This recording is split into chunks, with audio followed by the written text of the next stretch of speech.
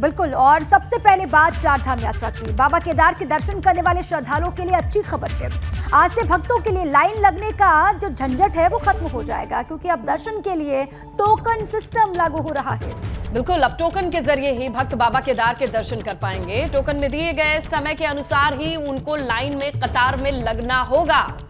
आपको बताएं कि टोकन सिस्टम लागू होने से यात्रियों की समस्याएं भी दूर हो जाएंगी, और क्योंकि अब यात्रियों को घंटों तक ठंड और बारिश में बाबा के दर्शन के लिए लाइन में नहीं लगना पड़ेगा। और उधर चार धाम यात्रा के शुरू हुए भी कल 1 महीना पूरा हो जाएगा। 3 मई को शुरू हुई थी यात्रा और कल 3 जून है, इसीलिए पूरा 1 महीना हो जाएगा।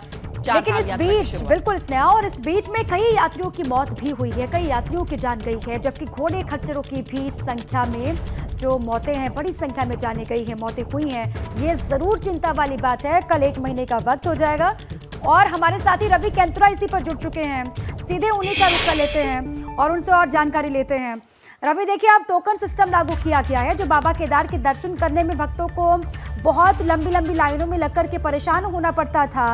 अब उस परेशानी से निजात मिलेगी, टोकन सिस्टम लागू कर दिया गया। और ओवरऑल जानकारी दे किस तरीके से पूरी यात्रा चल रही है चार धाम की, रवि। बिल्कुल दीपा, देखिए 1 महीना कल यात्रा को पूरा हो जाएगा, क्योंकि 3 तारीख मई से यात्रा की विधिवत शुरुआत हुई थी। और जहां तक टोकन सिस्टम की बात है, क्योंकि लगातार जो वहां पर जो भक्त थे उनके ये दिक्कत आ रही थी कि लंबी लंबी लाइनों पर 5 से 6 घंटे इंतजार करना पड़ रहा था। लेकिन उत्तराखंड पुलिस की ओर से ये टोकन सिस्टम जारी किया गया है, जिसमें 1 घंटे का समय दिया जाएगा। उस 1 घंटे के भीतर जो भी श्रद्धालु वहां पर होंगे वो दर्शन कर सकेंगे। तो ऐसे में जो श्रद्धालु वहां पर पहुंच रहे हैं, उसी 1 घंटे के अंतराल में उन लोगों को खड़ा होना पड़ेगा। और उस पर जो है जो टोकन होगा उस पर जो समय निर्धारित किया गया है, उससे बहुत सहूलियत मिलेगी, क्योंकि लंबी कतारों पर जहां 5 से 6 घंटे। रवि, ये बताइए, ये टोकन कहां से मिलेगा और सिस्टम कैसे काम करेगा? बिल्कुल सुनिए, देखिए, जिस तरीके से पंजीकरण के बाद जो श्रद्धालु हैं वो यहाँ पर पहुंच सकेंगे। उसके बाद केदारनाथ धाम की अगर बात करें तो पुलिस की ओर से ये टोकन जो श्रद्धालु वहां पर पहुंचेंगे उनको दिया जाएगा। और इस टोकन में एक समय निर्धारित होगा, जो कि 1 घंटे का अंतराल होगा। ऐसे में जो श्रद्धालु वहां पर पहुंचेंगे उसी 1 घंटे के लिए वो लाइन में खड़े होंगे और उसी दौरान उनके दर्शन हो सकेंगे। ऐसे में जहाँ बहुत लंबे समय तक लाइन में खड़ा होना पड़ता था और ये जानकारी भी नहीं होती थी कि दर्शन का समय जो है उनको कब मिल पाएगा, तो ऐसे में इन तमाम जो समस्याओं से श्रद्धालु जूझ रहे थे, ये तमाम चीजें दूर हो सकेंगी। अब 1 महीना यात्रा को हो गया है, तो ऐसे में जो श्रद्धालुओं की बहुत ज्यादा रिकॉर्ड श्रद्धालु शुरुआत से ही देखे गए हैं। तो अब अगर हम बद्रीनाथ धाम की बात करें तो वहां पर श्रद्धालुओं में कुछ कमी भी आई है। तो ऐसे में हम ये कह सकते हैं कि 1 महीने बाद अब धीरे धीरे यात्रा में जिस तरीके श्रद्धालुओं का रिकॉर्ड श्रद्धालु यहाँ पर पहुंच रहे थे, लगातार ये भी प्रशासन के द्वारा अपील की जा रही थी कि 6 महीने की यात्रा होती है। ऐसे में श्रद्धालु अपने आराम से आए, अगले महीने का अपना प्लान बनाए, ताकि उन्हें कोई दिक्कत ना हो। लेकिन अभी भी जो रिकॉर्ड श्रद्धालु है वो केदारनाथ धाम में सबसे ज्यादा देखने को मिल रहे हैं। चारधाम यात्रा की पहले बहुत थकी सी, बहुत हल्की नजर आ रही थी, व्यवस्थाएं ग्राउंड पर दिखाई नहीं दे रही थी उतनी दुरुस्त तरीके से। अब व्यवस्थाओं में कोई सुधार, कोई बेहतर आप देख पा रहे हैं, सुधार हो रहा है? बिल्कुल, देखिए दीपा, अगर बात करें तो लगातार जिस तरीके से श्रद्धालुओं की मौतें हुई हैं, क्योंकि 2 साल तक कोविड की वजह से यात्रा नहीं हुई। 2019 में जितनी मौतें हुई थी उतनी मौतें अभी पहले ही महीने में इस बार अगर हम देखें तो 4 धाम में हो चुकी हैं। तो जो व्यवस्थाएं हैं उनको सुधारने की लगातार कोशिश की जा रही है। सरकार हो या फिर प्रशासन हो, लगातार ये कोशिश कर रहे हैं कि किस तरीके से चाहे मौतों का आंकड़ा हो, घोड़े खच्चरों की मौत की बात हो, इनको कैसे रोका जाए। रवि, आप नजर बनाइएगा और भी डिटेल लेकर के आइएगा कि टोकन सिस्टम आखिर काम कैसे करेगा, टोकन कहां से मिलेगा और उसे किस तरीके से मैनेज किया जाएगा, क्योंकि बड़ी अच्छी अच्छी चीजें सामने आती है। एग्जीक्यूशन प्रॉब्लमेटिक एरिया है, वो कैसे एग्जीक्यूट करेंगे, इसी पर निगाहें टिकी रहेंगी। तो आप नजर बनाए रखिएगा। रवि, शुक्रिया जानकारी के लिए। और देखिए, बड़ी खबर है, बागेश्वर गोमती नदी में 2 युवक के डूबने की खबर मिली और डूबने से दोनों की जान गई है। पुलिस ने दोनों के शव को कब्जे में ले लिया है। अब इस हादसे के बाद से पूरे परिवार में कोहराम की स्थिति है, क्योंकि उनके घर से 2 युवक निकले थे नदी में नहाने के लिए, लेकिन अब वापस उनके मौत की खबर आई है। पुलिस ने दोनों शवों को कब्जे में ले लिया है, पोस्टमार्टम के लिए भेजा गया है, आगे की कार्रवाई की जा रही है। नहाने के लिए दोनों युवक निकले थे घर से, लेकिन दोनों की ही डूबकर मौत हो गई। आगे बढ़ते हैं, बड़ी जानकारी है। आज हल्द्वानी के दौरे पर जाएंगे सीएम पुष्कर सिंह धामी। हल्द्वानी में मोदी सरकार की कामयाबियों पर प्रेस कॉन्फ्रेंस वो करने वाले हैं। इसके साथ ही आपको बताएं, केंद्र सरकार की 8 साल की उपलब्धियों को गिनवाएंगे सीएम पुष्कर सिंह धामी। हल्द्वानी से खटीमा भी जाने का उनका कार्यक्रम है। कल उपचुनाव के नतीजे, पहले खटीमा से वो पहुंच जाएंगे चंपावत। तो देखिए पूरा शेड्यूल बना है। पहले केंद्र सरकार की योजनाओं का जिक्र करेंगे, उपलब्धियां गिनवाएंगे और इसके बाद हल्द्वानी से खटीमा जाएंगे जो उनका गृह क्षेत्र है, और उसके बाद से वो पहुंचेंगे चंपावत जो उनकी कर्मभूमि बना हुआ है, जहां नतीजे कल घोषित होंगे। आगे बढ़ते हैं। देहरादून कांग्रेस के नव संकल्प क्रियान्वयन शिविर का आज दूसरा दिन है। आज भी कांग्रेस के वरिष्ठ नेता मौजूद रहेंगे। दोपहर से कांग्रेस के तमाम नेताओं के प्रेस कॉन्फ्रेंस की भी खबर आ रही है और पीसी में शिविर में बनी रणनीति को लेकर जानकारी दी जाएगी। शिविर में प्रदेश कांग्रेस को मजबूत करने पर मंथन हुआ और कितना मजबूत अब आगे आने वाले वक्त में कांग्रेस हो पाएगा उत्तराखंड में, इसको लेकर भी बातचीत हुई होगी और वही चीजें शेयर की जाएंगी, साझा की जाएंगी जब प्रेस कॉन्फ्रेंस होगी। और देखिए, मोदी सरकार के 8 साल पूरे हुए हैं और मोदी सरकार के 8 साल पूरे होने पर देहरादून में भाजपा ने प्रेस कॉन्फ्रेंस की। प्रदेश अध्यक्ष मदन कौशिक ने पीसी की। बिल्कुल, और इस दौरान उन्होंने कहा कि केंद्र सरकार की योजनाओं का फायदा प्रदेश के अंतिम छोर तक के शख्स को मिला है, पहुंचा है। मदन कौशिक ने कहा कि केंद्र सरकार की तरफ से उत्तराखंड के विकास के लिए कई योजनाएं चल रही है ग्राउंड पर। उत्तराखंड राज्य पीएम मोदी के प्राथमिकता में शुमार है, प्राथमिकताओं पर रहता है। बिल्कुल, जिस प्रकार राज्य के अंदर 8 लाख से ज़्यादा घरों में हम पानी के कनेक्शन दे चुके हैं और अन्य गांव को भी इससे अगले कुछ दिनों में हम जोड़ने के साथ साथ इस योजना को हम कंप्लीट करेंगे। आज जिस प्रकार से मित्रों भारत के साथ साथ अपने राज्य में हम लोगों ने केदारनाथ की भव्यता जिस प्रकार से आपने देखी होगी और प्रधानमंत्री जी ने जो कहा, केदारनाथ में उनका जिस प्रकार से एक संबोधन था, उन्होंने कहा कि आप मेरी बात को लिख लीजिए, आने वाला दशक ये उत्तराखंड का दशक होगा और राज्य के अंदर जो टूरिस्ट आएंगे वो शायद पिछले 100 साल में इतने नहीं आए। आज उनकी वो भविष्यवाणी, उनके द्वारा दिया गया वो भाषण आज सच साबित हो रहा है। आगे बढ़ते हैं और कल चंपावत उपचुनाव के नतीजे आएंगे और कल सीएम धामी की किस्मत का फैसला होगा। कल सुबह 8 बजे से मतगणना शुरू होनी है। कड़ी सुरक्षा के बीच स्ट्रांग रूम में ईवीएम कैद है, बंद है, जिसके खुलने के बाद ये तय हो जाएगा कि सीएम धामी की किस्मत में क्या है। चंपावत में उपचुनाव के लिए मतदान खत्म होने के बाद सभी ईवीएम को सुरक्षित स्ट्रांग रूम तक पहुंचा दिया गया है और 64.14% मतदान हुआ है। अब ये ईवीएम खुलेगा सुबह 8 बजे से और वोटों की गिनती होगी। इसके बाद नतीजे आ जाएंगे और कल का इंतजार सभी को है। देखिए, बीजेपी को तो है ही, इसके अलावा कांग्रेस को भी इंतजार है। कल का दिन बहुत अहम होना है। सुबह 8 बजे से वोटों की गिनती शुरू हो जाएगी, काउंटिंग शुरू होगी और शाम होते होते पूरी तस्वीर साफ। चंपावत उपचुनाव को लेकर भाजपा का कहना यह है कि मुख्यमंत्री धामी को जिस तरह का समर्थन वहां पर मिला है, उसके बाद उनकी ऐतिहासिक जीत होनी तय है। और हर घर में पहुंचने का मुझे मौका मिला तो चंपावत विधानसभा चुनाव एक तरफा भारतीय जनता पार्टी और पुष्कर धामी जी जीत रहे हैं और माननीय पुष्कर धामी जी आज तक के जितने भी मुख्यमंत्री चुनाव लड़े हैं सभी मुख्यमंत्रियों का रिकॉर्ड तोड़ करके चुनाव जीत रहे हैं और एक तरफा भारतीय जनता पार्टी और पुष्कर धामी जी जीत रहे हैं। और इसी के साथ ही गंगा सवेरा में वक्त है एक और छोटे से ब्रेक का, लेकिन ब्रेक पर जाने से पहले आपको दिखाते हैं इस वक्त की 7 खबरें सुपरफास्ट अंदाज में। आज हल्द्वानी दौरे पर जाएंगे सीएम पुष्कर सिंह धामी। मोदी सरकार के 8 साल की उपलब्धियों को लेकर करेंगे प्रेस कॉन्फ्रेंस। हल्द्वानी से खटीमा रवाना होंगे मुख्यमंत्री, फिर उपचुनाव के नतीजे से पहले वो पहुंचेंगे चंपावत। देहरादून में कांग्रेस के नव संकल्प शिविर का आज दूसरा दिन। शिविर के पहले दिन में कांग्रेस की मजबूती पर मंथन हुआ। आज भी पार्टी के कई वरिष्ठ नेता रहेंगे मौजूद। दोपहर बाद प्रेस कॉन्फ्रेंस कर देंगे। शिविर में बनी रणनीति की जानकारी। चंपावत में उपचुनाव के लिए मतदान खत्म होने के बाद सभी ईवीएम को सुरक्षा के साथ स्ट्रांग रूम पहुंचाया गया। चंपावत में करीब 64% मतदान हुआ। कल सुबह 8 बजे काउंटिंग शुरू होगी। बाबा केदार के दर्शन के लिए आज से शुरू होगा टोकन सिस्टम। भक्तों को टोकन के जरिए ही अब बाबा के दर्शन होंगे। टोकन सिस्टम लागू होने से यात्रियों की समस्याएं दूर होंगी और इसके साथ कल पूरे होने वाले हैं 1 महीने 4 धाम यात्रा को। अल्मोड़ा के मेडिकल कॉलेज में नर्सिंग स्टाफ समेत तमाम पदों पर आउटसोर्सिंग एजेंसी द्वारा बिना विज्ञापन के गुपचुप तरीके से भर्ती कराने का पर हुआ हंगामा। संबंधित एजेंसी को टालनी पड़ी भर्ती। बागेश्वर में गोमती नदी में डूबने से 2 युवकों की गई जान। पुलिस ने शव को कब्जे में लेकर पोस्टमार्टम कराया। परिवार में कोहराम।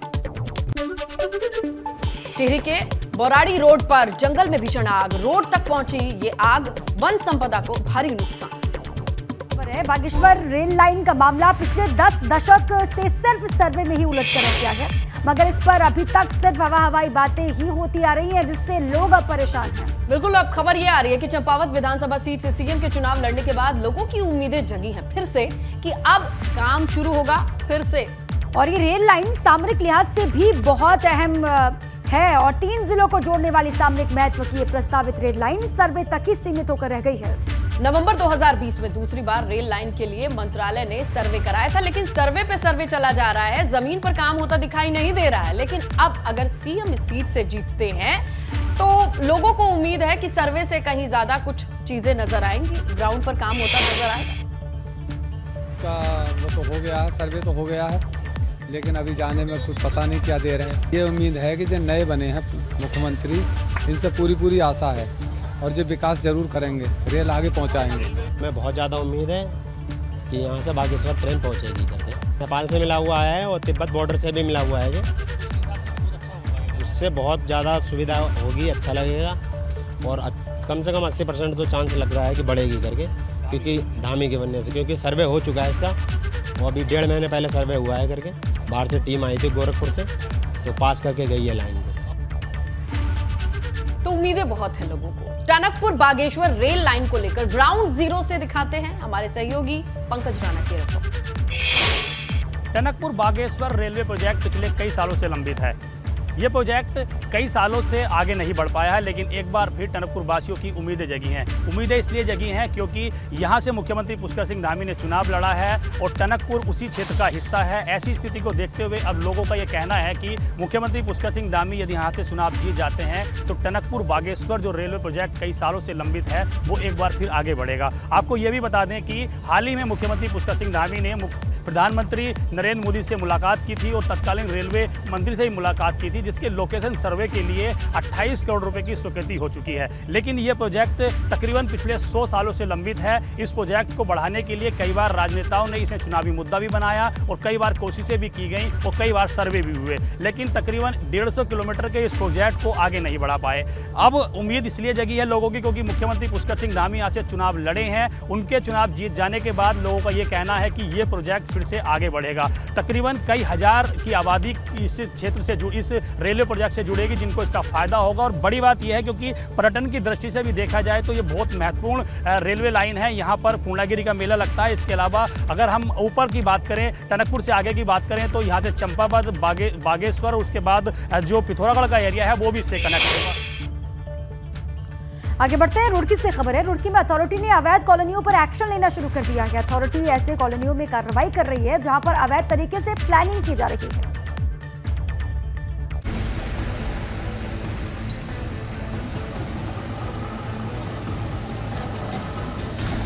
रुड़की में भूमाफिया के खिलाफ अथॉरिटी का बुलडोजर गरज रहा है। अवैध रूप से की जा रही प्लॉटिंग और कॉलोनियों पर अथॉरिटी कार्रवाई कर रही है।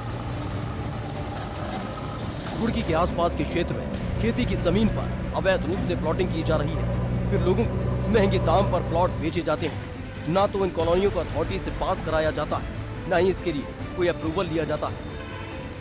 देखिए, जो अनाधिकृत रूप से जो कॉलोनियां हैं उन पर जो है कार्रवाई चल रही है और जो जिनके लेआउट अप्रूव्ड नहीं है प्राधिकरण क्षेत्र से, तो उन पर हम लगातार कार्रवाई कर रहे हैं। और इस प्रथम चरण में हमने 5 कॉलोनी को तोड़ा है। दूसरी चरण में पहले कॉलोनी में 4 कॉलोनी तोड़ी थी, अब आज 5 तोड़ी है। अभी आगे भी कार्रवाई जारी है, स्क्रूटनी चल रही है। अवैध कॉलोनियों पर बुलडोजर चल रहा है, मगर बड़ा सवाल ये है कि आखिरकार ये प्लॉटिंग करने की इजाजत दी किसने? अधिकारियों के होते हुए आखिरकार भूमाफिया मनमानी कैसे कर सकते हैं? आरोप तो ये भी है कि ये सब अधिकारियों की मिलीभगत से होती है। जब शासन का दबाव होता है तो कुछ लोगों पर कार्रवाई कर मामले को रफा दफा कर दिया जाता है। एबीपी गंगा के लिए रुड़की से विनीत त्यागी की रिपोर्ट।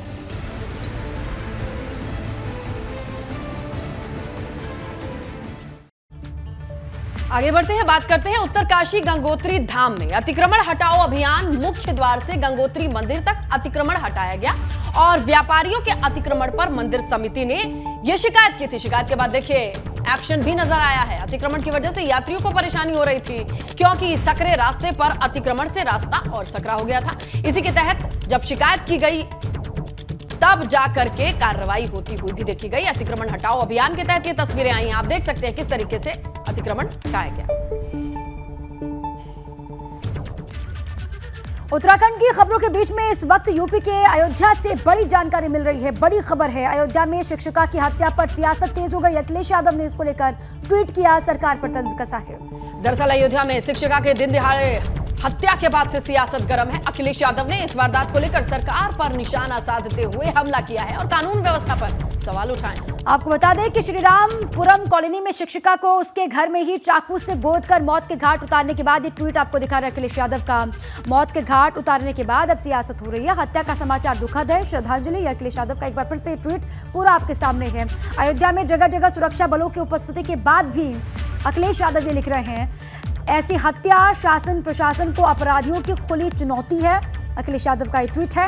भाजपा के राज में शिक्षक सरकार और अपराधियों दोनों के निशाने पर है, यह अखिलेश यादव ने ट्वीट किया। और अयोध्या में दिन दहाड़े गर्भवती शिक्षिका की हत्या से वो बेहद दुखी हैं, सरकार पर निशाना भी साध रहे हैं। कह रहे हैं कि प्रशासन की भारी चुस्ती के बाद भी लगातार निगहबानी होती है अयोध्या के अलग अलग हिस्सों में, लेकिन उसके बाद भी इस तरीके से हत्याएं हो रही हैं। देखिए, और इस मामले पर एसपी सिटी विजयपाल सिंह ने बताया कि निर्माणाधीन घर में इसका शव बरामद हुआ है। टीमें लगा करके आरोपी की तलाश की जा रही है और जल्द ही मामले का खुलासा भी कर लिया जाएगा। थाना कोतवाली अयोध्या क्षेत्र के अंतर्गत श्रीरामपुरम कॉलोनी में एक निर्माणाधीन मकान में एक विवाहिता महिला और जो कि यहाँ अपने माँ और पति के साथ में यहाँ थी और यहाँ से इनकी माँ कुछ आवश्यक कार्य से यहाँ से चली गई थी। उसी दौरान जो है ये कमरे में थी और जब आकर के इनकी माँ और इनके पति वापस लौटे और देखा तो ये जो है घायल अवस्था में यहाँ पर मिली। तत्काल उनको हॉस्पिटल भिजवाया गया जहाँ उनकी मृत्यु हो गई। आगे बढ़ते हैं, खबर आगरा से है। एक मदरसे के मौलाना पर छात्राओं से दुष्कर्म करने का आरोप लगा है। पीड़ित छात्रा ने परिजनों के साथ एसएसपी से इस मामले की शिकायत की और इस पूरे मामले में मौलाना शाकिर और उसके 3 परिवारजनों समेत कुल 4 लोगों पर रेप और पॉक्सो एक्ट में मुकदमा दर्ज कर लिया गया है। वही मौलाना मदरसे में ताला लगाकर फरार बताए जा रहे हैं और पुलिस को मौलाना की बड़ी सरगर्मी से तलाश है। दिनांक 31 मई 2022 को थाना मलपुरा पर पीड़िता की माता द्वारा एक तहरीर प्राप्त कराई गई है, जिसमें बताया गया है कि पीड़िता के साथ पीड़िता जो कि एक थाना क्षेत्र मलपुरा में एक मदरसा है, उसके एक शिक्षक ने उस पीड़िता के साथ दुष्कर्म किया है। तत्काल उस तहरीर पर मुकदमा पंजीकृत कर लिया गया है एवं आगे की वैधानिक कार्रवाई अमल में लाई जा रही है। अगली खबर एटा से है, जहां गैंगस्टर एक्ट में फरार चल रहे पूर्व सपा विधायक रामेश्वर सिंह यादव और उनके छोटे भाई जोगेंद्र सिंह यादव के घर पर पुलिस ने छापा मारा। बिल्कुल, और भारी पुलिस फोर्स के साथ पहुंचे ऑफिसर्स ने दोनों के घरों पर छापा मारा और इन्हें कोई नहीं मिला, जिसके बाद वहां गिरफ्तारी का अधिपत्र और धारा 82 का नोटिस घर के गेट पर चस्पा करके मुनादी कराई गई है।